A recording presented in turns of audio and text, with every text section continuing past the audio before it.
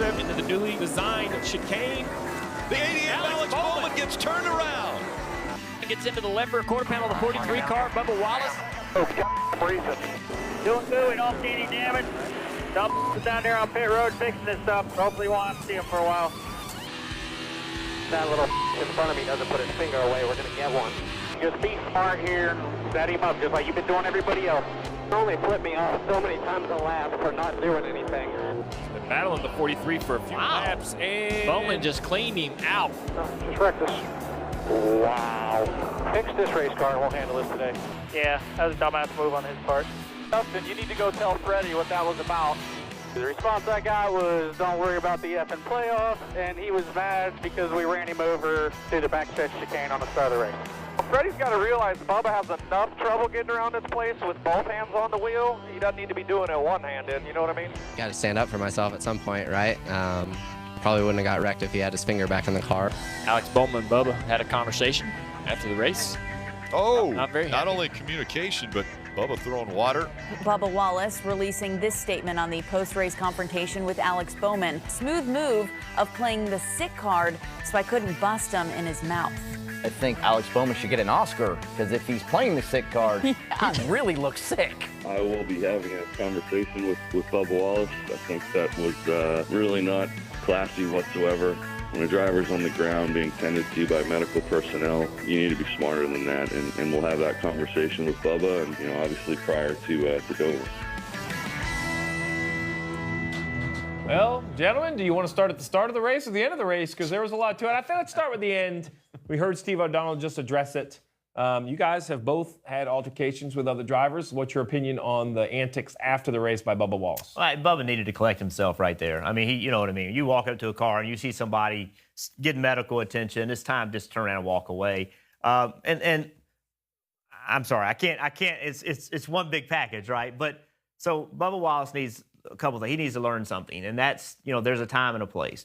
And I get it. You're mad. The guy spun out, put you in a bad position. You got penalized. I understand. He should be mad, right? But you can't go around the racetrack for 3 laps flipping somebody off, because that guy's behind you. And there's only so much of that he's going to take, no matter what happened, right? At some point, he didn't mean to do it. He didn't mean to wreck you. He wrecked himself too, right? So Bubba needs to collect himself a little bit and not think that the world's out to get him. Understand that things happen sometimes and not put himself in that situation. Now, I will say this. I'm not going to give Alex Bowman a pass. I don't think you hook somebody in the right rear quarter panel as a payback. You want to spin somebody out?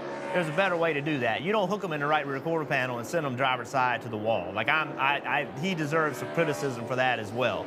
So both of these guys needed to collect themselves a little bit and do a better job here in managing their anger.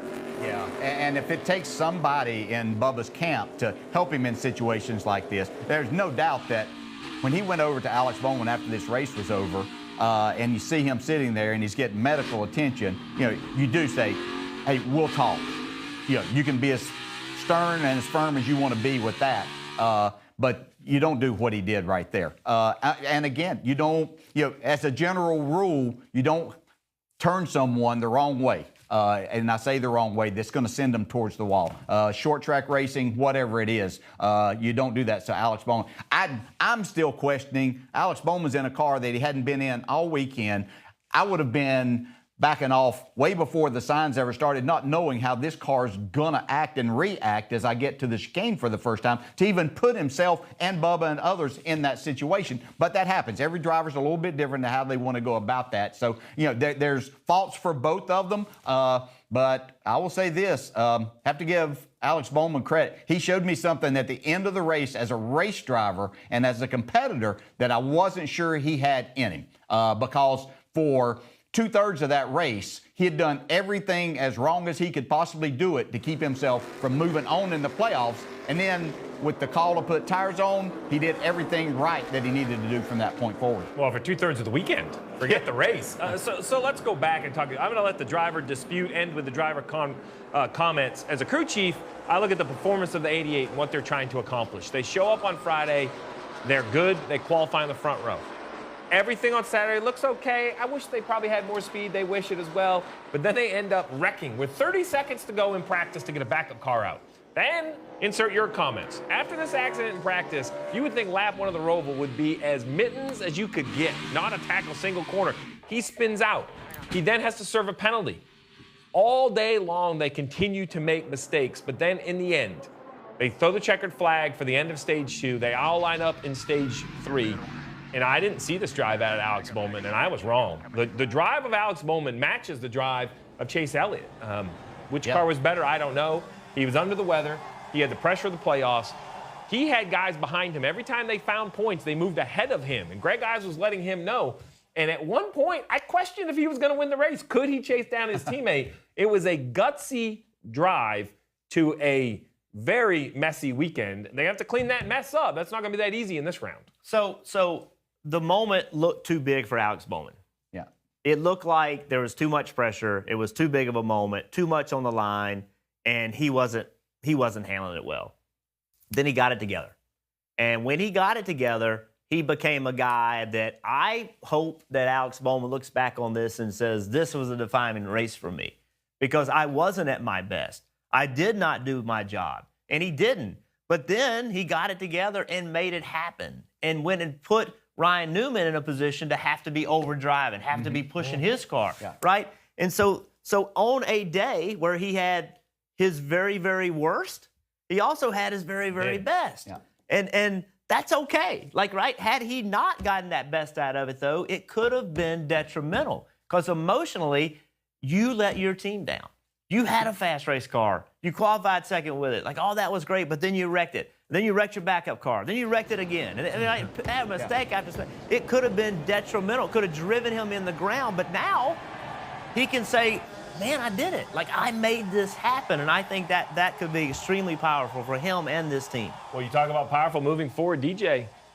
He finished second in all 3 of the tracks in Dover, Talladega, Kansas. Second. The first trip there in the spring. Eric Almirola a year ago tied and advanced deep into the playoffs after the adversity in the first round.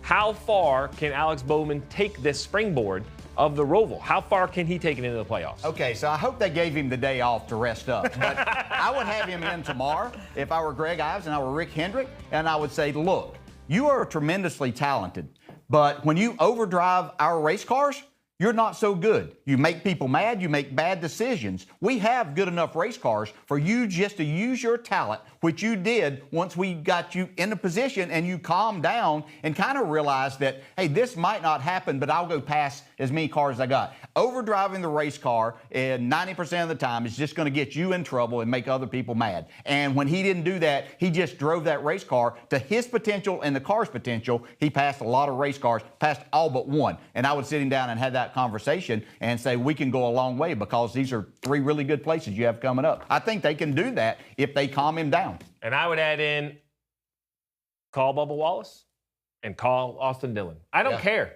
You're in the playoffs, they're not. You don't have to be the bigger man because guess what? We have more to lose the next 3 tracks. You don't have to apologize. We're not going to let this say unsaid. We're going to have a conversation about it. It's too late with Austin.